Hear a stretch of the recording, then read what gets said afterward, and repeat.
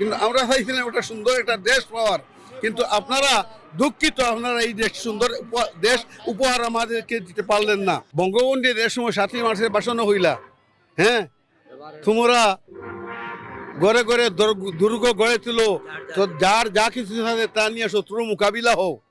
হ্যাঁ মনে রাখবা, রক্ত একবার দিয়েছে, আবার দেব, দেশকে মুক্ত করে ছাড়বো ইনশাল্লাহ। এই ধ্বনিতে আমরা মুক্তিযুদ্ধে অংশগ্রহণ করছি। তাহলে এটাই এই ধ্বনিটা ছিল বঙ্গবন্ধুর। আমিও প্রাধান্য দিই, এটা বঙ্গবন্ধুর নেতৃত্বে যুদ্ধ হয়েছে।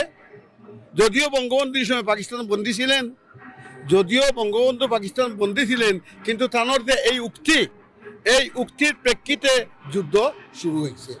আমরা যুদ্ধ আরম্ভ করছি ইনশাল্লাহ, আল্লাহ আমরা কামিয়াবি করতে। যুদ্ধর পরে অবশ্য বঙ্গবন্ধু আইছেন, আবার পরে ওনার দায়িত্ব উনি পাইয়া গেছেন, আমরা দিয়া দিছি।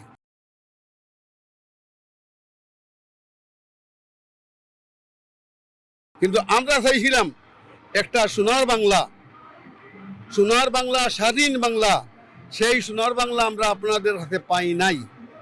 আমরা পাইছি অপদস্থ, অপরাধ, দুর্নীতি, খুন, রাহাজারি, দর্শন। দুঃখিত, আমরা এটা চাইছিলাম না।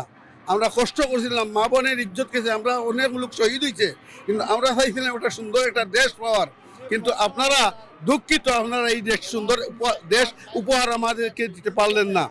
তবে আজকে যে উপহার পাইছি, আজকে আমাদের সরকারের মাধ্যমে হোক না ইউনো স্যারের মাধ্যমেই হোক, যেভাবে হোক, আজকে যে সম্মান পাইছি এটা বাসায় কোয়ার মতো নয়। আমি একবার আমার চোখর নিয়ে আসছে এই সম্মানে।